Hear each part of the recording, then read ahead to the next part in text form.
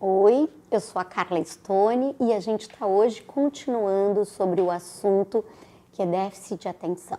Então, como a gente já conversou, eu estou pedindo para você curtir aqui para que a gente possa fazer esse canal de verdade acontecer e eu poder concretizar com você essa parceria da gente estar discutindo aquilo que a gente pode em conjunto pensar numa melhor estratégia para te ajudar teu filho e, consequentemente, trazer uma nova informação. Dando sequência, eu hoje gostaria de trazer para vocês como que a gente pode efetivamente diagnosticar o déficit de atenção.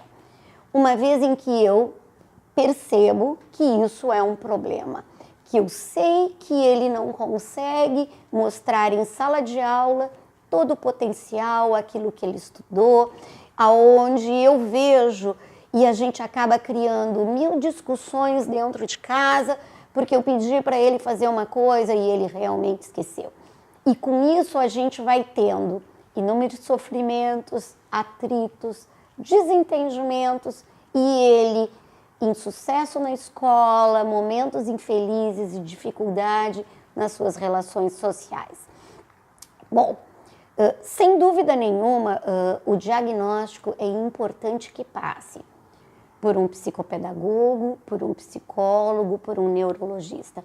Eles realmente são os profissionais que vão poder estar olhando e avaliando com muito mais critério do que simplesmente um olhar de comportamento que não tenha uma sequência adequada. A gente precisa avaliar e ver a adequação dele, do potencial, a modalidade de aprendizagem, a forma com que ele consegue expressar e mostrar o seu saber e adequar isso na vida. Isso é importante? Sim. Por quê? Porque a vida cobra da gente, a vida cobra deles. E a gente, à medida em que não consegue mostrar tudo que a gente é e mostrar o nosso desempenho, a gente começa a acreditar erroneamente, e eu escuto isso com uma frequência imensa, não adianta, Carla, eu sou burro mesmo, eu não consigo, é muito difícil. E eu muitas vezes estou me deparando com crianças, adolescentes que têm um potencial gigantesco. E é para não perder esse potencial que é importante a gente estar avaliando. Então, o que acontece?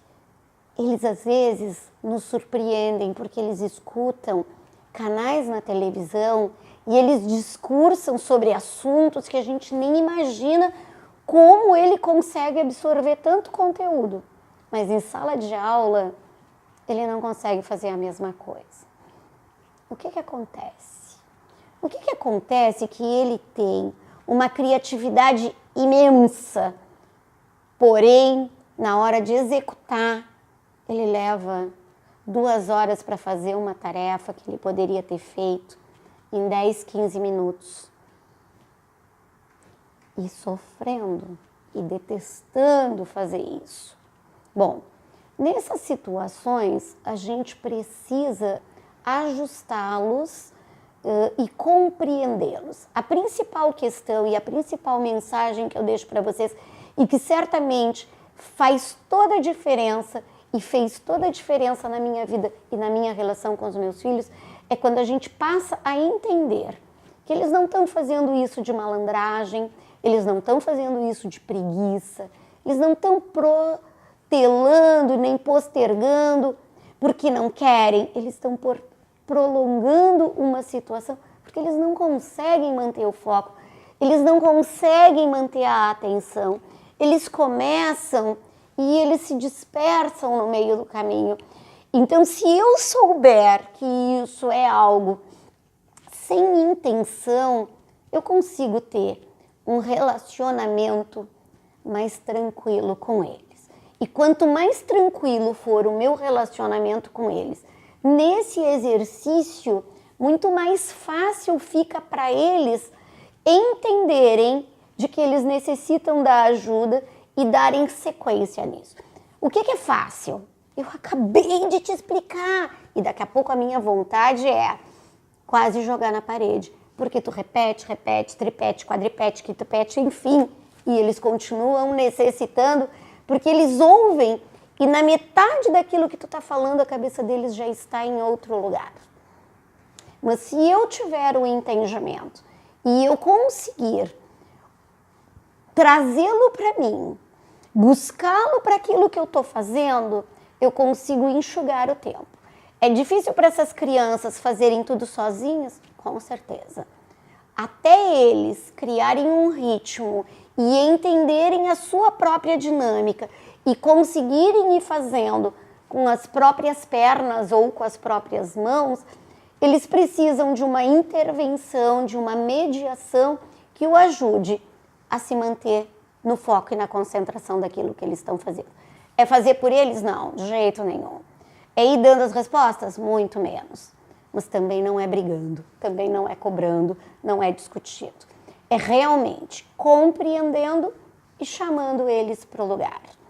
Ajudando eles a perceber o que eles estão fazendo e a partir de onde eles pararam e o que eles precisam recomeçar. Então, é importante, como eu disse, assim, ó, desde o começo da organização. O que tem para hoje, o que tu vai fazer agora, o que tu estás fazendo. Então, faz essa parte, daqui a pouco eu volto, daqui a pouco eu te ajudo, daqui a pouco eu estou contigo corrigindo, daqui a pouco eu estou olhando o teu entendimento, que eram os antigos tomar a matéria, conversar, ler. Essa é uma parte que daqui a pouco a gente vai falar, porque é bastante complicado para eles. Ler, compreender e se manter no foco de uma leitura. E se a gente entende que isso é difícil, sim, a gente muitas vezes vai ter que estar lendo com eles o enunciado, ajudando eles a entender o que é que precisa ser feito naquela atividade, ajudá-los a perceber como eles podem construir aquela resposta. E aí sim, deixamos eles fazendo. E aí depois eu volto para poder ajudá-los. Então, existem caminhos? Muitos. Existe como ter lugar fixos na casa para algumas coisas? Sim, isso ajuda. Ajuda eles na organização, ajuda eles a irem criando uma rotina. A organização, ela é algo que vem de fora para dentro. E à medida em que eu vou me apropriando, eu consigo ir fazendo isso melhor. Entenda que você, pai, é modelo. Se você, pai, tem essa mesma dificuldade, e é importante a gente estar atento nisso, porque a questão do déficit de atenção, ele tem um componente genético, né? Então, assim, ó, eu preciso também me rever nas minhas atitudes, na minha dinâmica de horário, de eu não atropelá-los, de eu não ficar com tudo em cima do horário, eu não chegar com eles muito tarde em casa e querer que eles façam coisas. Então, eu preciso estar atenta nessas situações. Mas eu também, mesmo que eu não tenha, eu preciso aprender a me botar no lugar dele e ajudá-lo a partir da necessidade dele. Então me traga verdadeiramente situações, necessidades, aonde a gente possa estar pegando os casos e eu podendo estar te ajudando. Combinado? Tô te esperando. Beijo!